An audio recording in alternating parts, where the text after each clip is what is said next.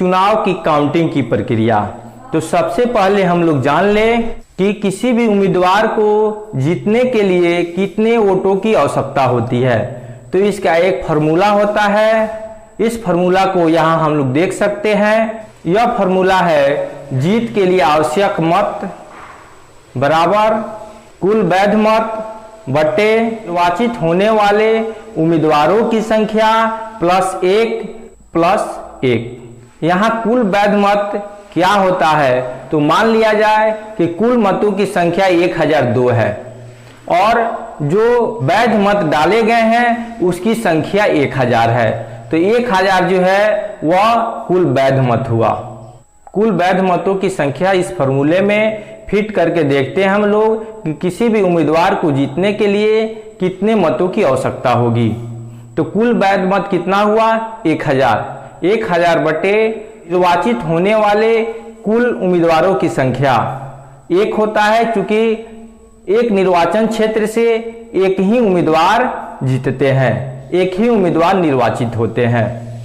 और विधान परिषद और राज्यसभा में जीतने वाले उम्मीदवारों की संख्या 1 से अधिक होती है, इसलिए इस प्रकार का फॉर्मूला बनाया गया है। यह फॉर्मूला विधान परिषद और राज्यसभा में जो एकल संक्रमणीय मत प्रणाली के माध्यम से चुनाव होता है उस पर भी यह फॉर्मूला ही लागू होता है। यहाँ कुल वैध मतों की संख्या 1000 हुआ और निर्वाचित होने वाले उम्मीदवारों की संख्या 1 प्लस 1 और फिर प्लस 1। तो इस प्रकार 1000 बटे 2 प्लस 1 फिर 500 प्लस 1 इक्वल टू 501। यानी इस प्रकार जीतने के लिए किसी भी उम्मीदवार को 501 मत प्राप्त होनी चाहिए, वही उम्मीदवार चुनाव में विजयी घोषित होता है। अब देखते हैं हम लोग कि किस प्रकार मतों की गिनती की जाती है और किस प्रकार वरीयता क्रम में दिए गए मतों की गिनती की जाती है। मान लीजिए कि कुल उम्मीदवारों की संख्या 5 है, जिसका नाम इस प्रकार है A B C D E। और जैसा कि हम लोग पहले से ही हम बता दिए हैं कि यहाँ पे कुल मतदाताओं की कुल वैध मतों की संख्या 1000 माना गया है। जीतने के लिए आवश्यक मतों की संख्या कितनी होनी चाहिए, तो 501 होनी चाहिए। तो कुल वैध मत 1000 है और इसकी प्रथम वरीयता की काउंटिंग की जाती है। तो A को 250 मत मिलता है, B को 300 मत मिलता है, C को 150 मत मिलता है और D को 100 मत मिलता है और E को 200 मत मिलता है।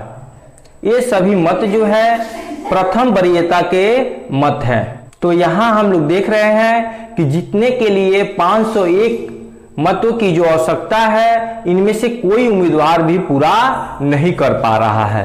तो यानी प्रथम वरीयता से कोई भी उम्मीदवार विजयी घोषित नहीं हो रहा है और यह प्रथम चरण का मतगणना हो गया, यानी काउंटिंग हो गया।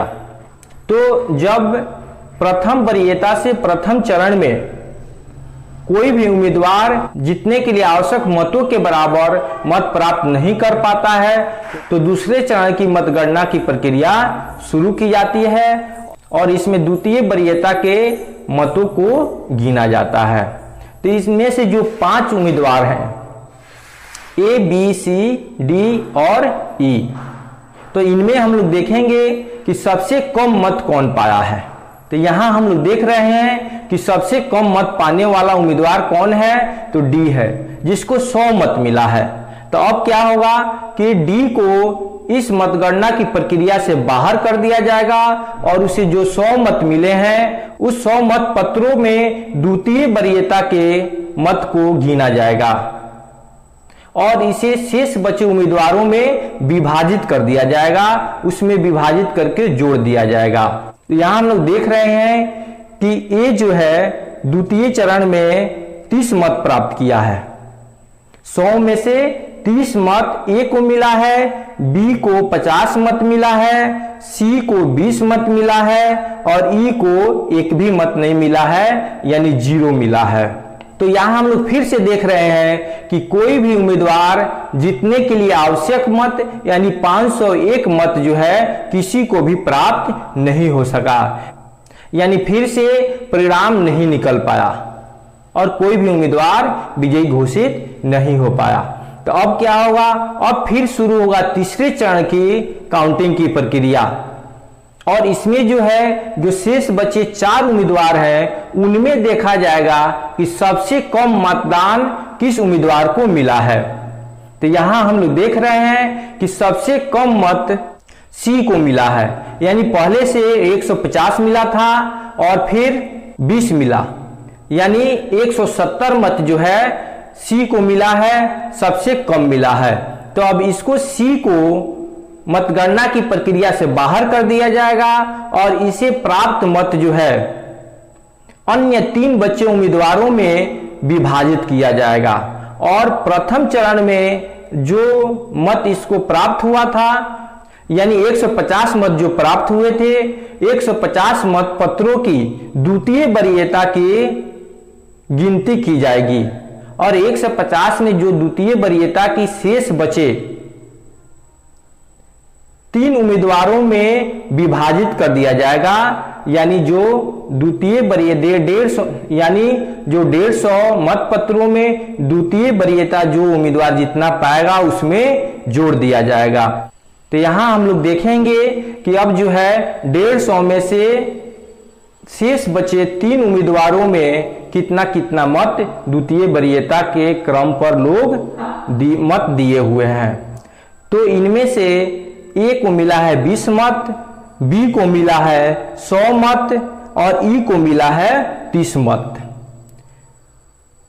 अब सी को जो 20 मत मिले थे इसके पिछले चरण में वह कितना था 20, चूंकि 20 के द्वितीय वरीयता के क्रम के मत को गिना जा चुका है, तो अब 20 जो शेष बचे हुए हैं इसमें तृतीय वरीयता के मत की काउंटिंग की जाएगी और शेष बचे जो 3 उम्मीदवार हैं उनमें जोड़ा जाएगा। इस 20 मत पत्रों में देखा जाएगा कि तृतीय वरीयता पर किस उम्मीदवार को कितना मत मिला है और इसको उसके मतों में जोड़ी जाएगी।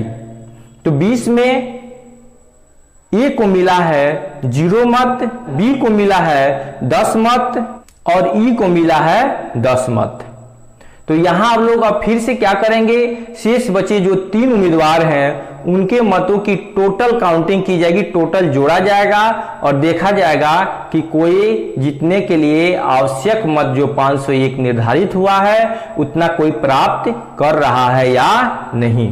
तो यहां हम लोग देख सकते हैं कि फिर से जीतने के लिए आवश्यक मत जो निर्धारित किया गया है उतना मत प्राप्त नहीं कर सका, यानी यहां फिर से रिजल्ट घोषित नहीं किया जा सकेगा।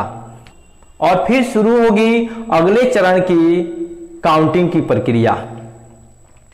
तो पहले ही 2 उम्मीदवार को 5 में से 2 उम्मीदवार को बाहर कर दिया गया है और फिर 3 शेष बचे उम्मीदवारों में देखेंगे कि सबसे कम मतदान किसको मिला है।